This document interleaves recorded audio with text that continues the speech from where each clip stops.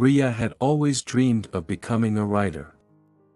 As a child, she would sit under the banyan tree in her backyard, scribbling short stories in her notebook. Her tales of adventure and courage transported her far away from the small town where she lived. She promised herself that one day, she would publish a book that would inspire others just as the novels she read had inspired her. However, life was not as romantic as her stories. After graduating, Ria struggled to find a stable job. Her father's health began to decline, and she took on multiple part-time jobs to support her family. The stories she once wove so effortlessly began to feel like distant dreams.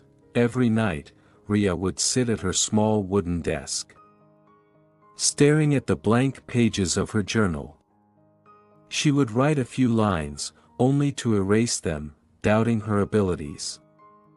Publishers rejected her manuscripts, one after the other. Not what we're looking for. Lacks originality. Needs significant improvement. The feedback stung, and the weight of rejection began to crush her spirit. One evening, Ria's younger brother, Arian, found her slumped over her desk. He placed a mug of tea next to her and said, "Dee, you remember when I fell off my bike last year? You told me that failure wasn't the end but a lesson. You made me get back on and try again. Why don't you follow your advice?" His words hit her like a bolt of lightning. Arian was right. She had been so focused on the rejections that she had forgotten why she started writing in the first place. It wasn't about approval, it was about sharing her voice, stories, and truth. The next day, Ria started writing again, but this time, for herself.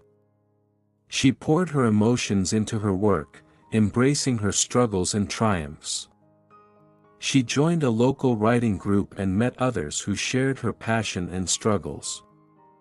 Their encouragement reignited her confidence. Months later, Ria's persistence paid off. A small but reputable publishing house accepted her manuscript. Tears streamed down her face when she held her book in her hands for the first time. The dedication read, "To those who feel like giving up, your dream is possible. Keep going." Her book resonated with readers, and letters of gratitude poured in. People shared how her words gave them hope during their darkest times. Ria realized that every setback she had faced was necessary to make her stories as authentic and heartfelt as they were. Years later, standing on a stage at a literary festival, Ria addressed the crowd, "Dreams may not come easy, and setbacks will test your limits. But remember this, every failure is a step closer to success. If you believe in your dream, it will believe in you."